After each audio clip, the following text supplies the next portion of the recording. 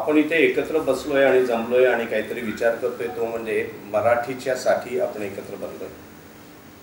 आता तीच भाषा जागतिक पातळीवरती टिकणार आहे पुढची, की ज्या भाषेला संगणकी माध्यम जे आहे ते वापरता येईल. आतापर्यंत मराठी वापरत होते दोन माध्यमं, एक म्हणजे हवा म्हणजे काय, बोलणं आणि ऐकणं, आणि दुसरं माध्यम होतं कागद म्हणजे लिहिणं आणि वाचणं. पण आता संगणक नावाचं माध्यम जे आपल्या भाषांना जागतिक पातळीवरती सर्व मानवाच्या भाषांना उपलब्ध झालेलं आहे, ते माध्यम त्या भाषकाला प्रत्येकाला जर वापरता आलं नाही तर तो काहीच करू शकत नाही अशी परिस्थिती होते. शेतकऱ्याला त्याचं पीक विकायचं आहे, तो कागदावरती घेऊन काही मुंबईला येणार का? त्याच्यावरती इंटरनेटवरून त्याचंच त्याने जर का ते म्हटलं तर त्याचं त्याला विकता येईल. तशीच गोष्ट प्रत्येक मराठीच्या आपापल्या उपक्रमांसाठी, मग नोकरी मिळू दे, कामधंदा असू दे, त्याचा प्रसार करणं, जाहिराती करणं, या सगळ्या गोष्टी होतात कुठे? इंटरनेटवरून. मग त्या ठिकाणी वापरण्याच्यासाठी जर का मराठी टाईप करताच आलं नाही, आणि ते सुद्धा मनसोक्त पद्धतीतून, सहज सोप्या पद्धतीतून, म्हणजे कसं, हवेवर ओठांनी लिहिताना म्हणजे बोलताना आपण हवेला विचारतो का, हे हवा मी मराठी बोलू का? गमतीशीर वाटेल. कागद घेतला पुढे, त्याच्यावरती मराठी लिहिताना कागदाला विचारतो का, हे कागदा मराठी लिहू का?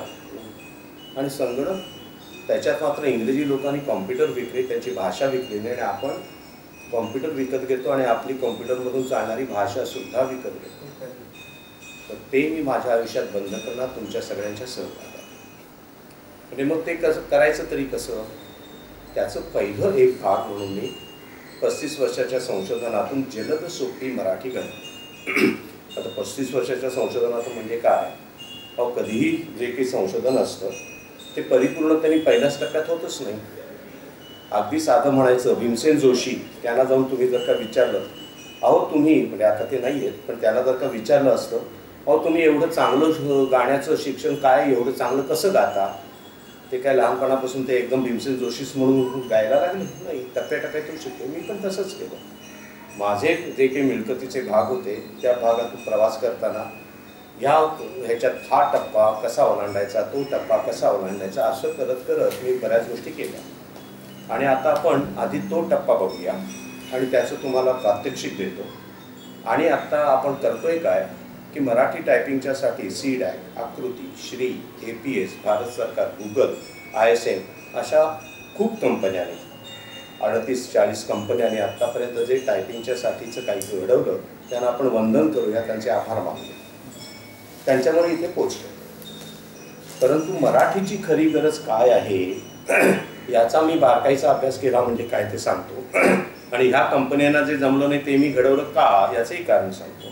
मी व्याकरणकार आहे भारताच्या पातळीवरती. मराठीचं व्याकरण 22-25 वर्षापूर्वी नव्याने लिहिलं आणि त्याच्यासाठीचं चित्रमय स्वरूपातून सगळ्यांना मार्गदर्शन करावं असं राज्य मराठी विकास संस्था वसुंधरा पेंडसे यांनी सांगितल्यानंतर 10 ते रात्री 8 वाजेपर्यंत मी कार्यक्रम घ्यायचो आणि तिथे जाऊन बसायचं. आणि तुम्ही फक्त स्वरयंत्र ते ओठ, म्हणजे कुणीही आला की तुम्हाला पडलेला व्याकरणाचा प्रश्न विचारा, मी तुम्हाला तुमचं एवढाच भाग निसर्गदत्त प्रयोगशाळा वापरून व्याकरणाचा भाग पूर्णपणे तुम्हाला सांगतो.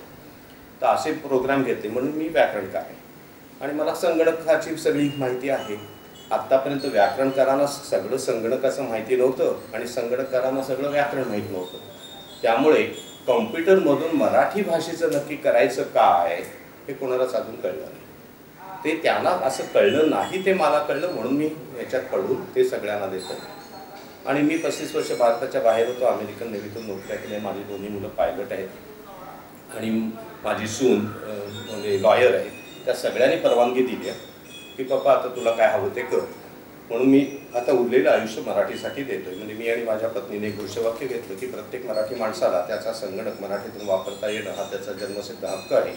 आणि माझ्या उरलेल्या आयुष्याचं ते एकमेव काम घेतलं आहे, पैसा, कामधंदा, नोकरी सगळं सोडून म्हणून तुम्हाला सगळ्यांना बोलवलं आहे.